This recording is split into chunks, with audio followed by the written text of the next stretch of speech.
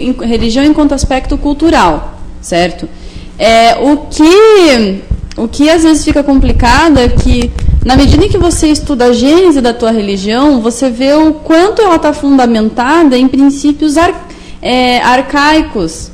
E você vê o quanto a prática religiosa, ela apesar de possuir simbolismo para os seus fiéis, para muitos ela acaba, quando você estuda a história da religião, você acaba evidenciando o seu caráter anacrônico nos dias atuais, certo? Então, por que não se estuda a história da religião e ensino religioso?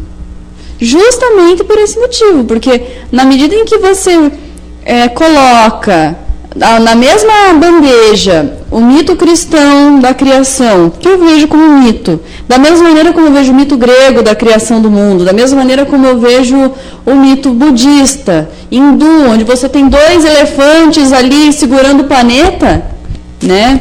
Eu vejo que a descrição da Terra, tal como da descrição da criação da vida, tal como foi feita no Gênesis, eu vejo como uma história, como outra qualquer. Eu entendo que digamos, um aspecto significativo da cultura brasileira, mas coloco a religião no plano em que ela deve ser colocada, no plano da formação cultural identitária, não como no plano de respostas para, digamos, a criação do mundo, né? O tanto que o criacionismo está aí até hoje, né, provando que digamos, não só um sistema de cultura, mas também um sistema de ideias científicas. Isso é bastante perigoso, porque a partir do momento que você... outra barreira que a religião tenta romper, a barreira com a ciência. Religião, enquanto prática simbólica, enquanto sistema de valores, eu particularmente não aceito, porque acho que os valores morais e pessoais devem vir da vivência de cada um, da troca, do diálogo com as pessoas, e não através de um livro escrito na Idade do Bronze. Mas, se existem pessoas que se propõem a aceitar isso, eu é que não vou dizer não aceite, eu é que não vou fazer esse proselitismo agressivo que muitas religiões fazem para mim, certo? Mas, então, só retornando ao tema, essa coisa da história da religião não é interessante para a religião em si, porque muitas pessoas se tornam ateias justamente por estudarem a fundo, né, as suas religiões. Muitos teólogos se tornam ateus, inclusive. E vale lembrar que, apesar que religião, mesmo sendo formadora da questão cultural no Brasil, cultura é uma coisa que vai dinâmica, uma coisa que com o tempo se altera, existem mudanças na maneira, na cultura que as pessoas fazem dia a dia. Então, o fato de religião ter feito parte da cultura brasileira, ter estado na gênese da cultura brasileira, não é justificativa para que você fique prendendo religião em todo no Brasil. Porque cultura é uma coisa dinâmica que nós construímos dia a dia. Não serve essa questão tão tradicionalista como muitas pessoas colocam. E outro ponto que você colocou, Carlos, que eu achei muito legal, eu queria ter lembrado desse vídeo quando eu comecei a minha fala sobre ensino religioso. Foi o vídeo do menino que se filmou e foi retirado de sala de aula em função do... vezes. A primeira, quando ele foi retirado da sala de aula, e a segunda, quando ele conversou com a diretoria, se não me engano, com a mãe dele, que foi chamado. É absurdo que num país que se intitula laico tenha acontecido uma coisa dessas. Como você muito bem nos lembrou a questão do boné. Ele entrou na sala de aula com boné, ninguém reclamou. Por que na hora da oração vão reclamar? Quer dizer, só podem até dizer não, é que ninguém tinha ligado. Mas por que deram tanta valorização na hora da oração? Não fizeram desde o começo.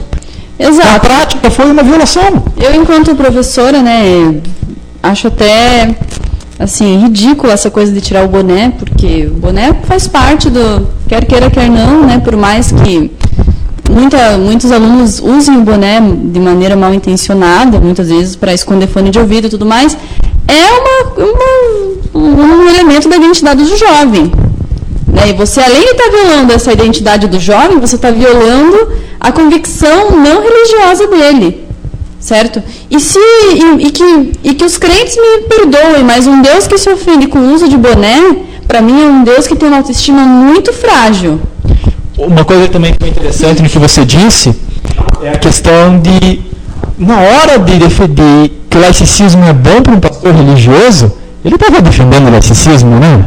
É interessante que na hora que esse guarda-chuva que é o laicismo, ele é tão aberto para tantas denominações religiosas diferentes, tantos pensamentos diferentes, que na hora que o laicismo é bom para os interesses dele, nossa, eles conseguem se unir com ateus do grupo, eles dizem, nós temos ateus agora. Ateus deixa de ser um cara do demônio para virar um aliado interessante nessas horas. Porém, todavia, sobretudo, né? Pergunta para ele se ele vai querer laicismo nas notas.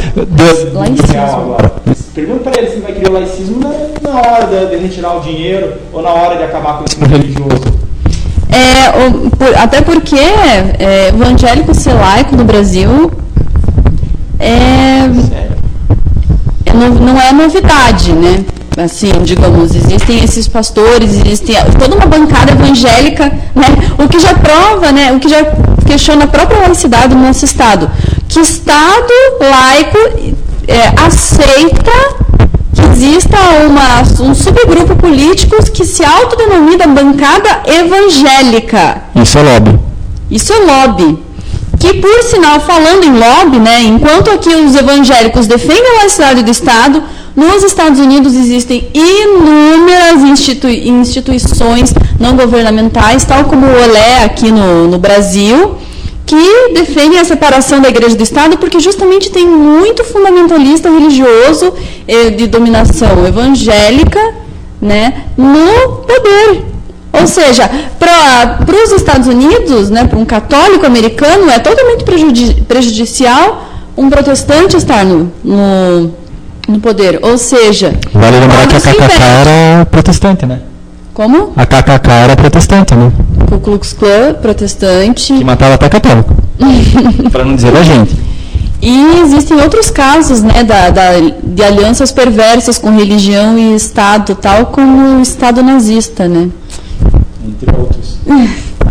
Enfim, nós aqui temos É interessante pensar no seguinte, você já por acaso já viu qual que seria a ementa?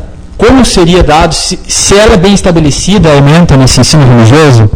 Quero dizer, nós temos ementas do que tem que ser ensinado para matemática, para português. Existe até mesmo a questão de vestibulares e ENEMs e afins, que eles acabam nivelando, direcionando um pouco no que precisa ser conhecido pelo aluno brasileiro. Essa questão do ensino religioso, vocês viram alguma coisa parecida com isso que seja realmente estabelecida? Se não, vai ficar a critério do professor? Ok, nós podemos ter ótimos professores que acabem dando aula de teologia, mas nem todos serão assim. Nem todos podem dar uma aula justa sobre teologia. Vemos o caso que foi citado sobre aquela freira totalmente paramentada, dando aula, começando todas as aulas com Ave Maria. Isso que não era ensino religioso. Imagina quando for. O que nós não veremos? Mudando um pouco de assunto, né? Nós aqui temos um roteiro a seguir e um programa a encerrar, infelizmente, em breve estaremos encerrando. Nós temos outras violações da laicidade no Estado no Brasil. Vamos pegar um exemplo bem simples, os canais de TV, as estações de rádio, a isenção do IPTU. Pensa naquelas duas igrejas da Universal aqui, lá na 7 de setembro. O quanto de IPTU que o município está deixando de arrecadar com aquelas mega construções. Escolas e outras atividades. Não tem essa extensão do IPTU. A PUC, teoricamente, é uma instituição sem fins lucrativos e por isso é isenta de determinados impostos. Pensa que eu vou pegar um curso de medicina, que é quase R$2.000. Pensa que não está sendo recolhido imposto dessas atividades que a PUC faz. E a gente sabe que sem fins lucrativos é questionável. Bastante questionável. Um curso de medicina custar R$2.000 por mês é bastante questionável. A grande questão é se realmente religiões, igrejas já são assumidas como entidades sem fins lucrativos. Quer dizer, ela pode arrecadar dízimo, colocar o dízimo onde quer que ela queira. Pode não doar ninguém que esteja fora da igreja. Pode só investir nela mesmo. Ainda assim será considerada atividades sem fins lucrativos. De voluntariado. Pior ainda, né? Qual que é o termo? Eu achei que era sem fins lucrativos. Infraterno, com F. Bem, de toda forma, as igrejas também são isentas de algumas taxas bancárias e mesmo algumas ordens da Igreja Católica, como a Ordem dos franciscanos, que se você somar o faturamento mundial que eles têm, segundo um dos meus professores que estuda aí as religiões, a Ordem dos franciscanos estaria entre as 10 multinacionais mais ricas do mundo. Né? E pensa que praticamente no mundo todo não existe quaisquer taxações tributárias. Né? Em vários estados a igreja tem esse tipo de privilégio. Por quê? Porque antigamente, quando o Estado não era secularizado, quando o Estado não era laico, ele instituía determinados impostos injustos para igrejas que ele não gostaria de promover. Agora, hoje em dia, essa proteção à igreja está vindo ao contrário, está sendo uma afronta à laicidade, porque você vê essas igrejas faturando uma grana preta, você vê exemplos aí gritantes de pastores montados em fortunas em redes de televisão, as quais a gente não pode citar. Você vê essas pessoas com faturamento altíssimo, do qual não existe um centavo de imposto revertido para o real benefício da sociedade. Não muita gente fala, mas a religião é boa para as pessoas. Ela é boa para alienar as pessoas do pensamento racional. Isso ela é muito boa. No que ela não é boa é de libertar o pensamento delas.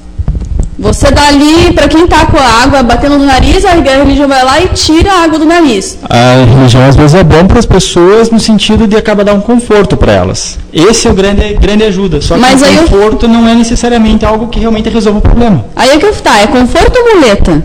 Muleta, que nós chamamos muitas vezes de muleta. Eu falo que é uma muleta emocional, psicológica e muitas vezes um abuso da boa-fé. Se você for num culto da Igreja Universal, o número de vezes que eles pedem dízimo... Existem declarações que... Não, existem até...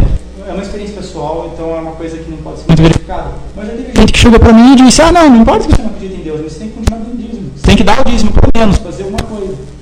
Eu juro que eu não acreditei quando a pessoa falou isso. Eu olhei assim, quê? Mas... E vamos lembrar também de outra coisa. Além dessa questão, quando que os religiosos acabam envolvendo com políticas públicas que envolvem até outros grupos. Vou pegar um exemplo para deixar um pouco mais claro. Vamos ver a violação do laicismo que existe quando os religiosos querem ir contra direitos homossexuais.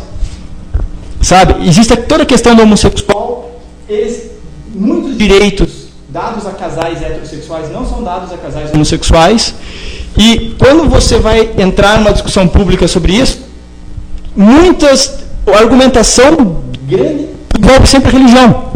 Ou seja, eu sou um ateu, tá? Eu não acredito em argumentação religiosa, só que muitos querem assumir políticas públicas baseadas em argumentação religiosa, contrariando direitos de outras pessoas. Esse é um problema. Por exemplo, eu, enquanto mulher, sou favorável ao aborto até as 10 primeiras semanas. Só que aí vem a Confederação Nacional dos Bispos do Brasil e começa a pressionar, através de lobbies indiretos, os nossos legisladores. E não só através da Confederação dos Bispos, mas também através do próprio Vaticano. Porque a visita do Bento XVI foi... convenientemente planejada de tal modo que foi numa época em que o presidente Lula sancionou a distribuição de pílulas anticoncepcionais gratuitas em todo o país. Ou seja, até no direito das mulheres a terem precaução e planejamento familiar, vem a igreja meter o bedelho. Me desculpa, eu não acho que nenhum Estado deve, em sua consciência, acatar esse tipo de sugestão.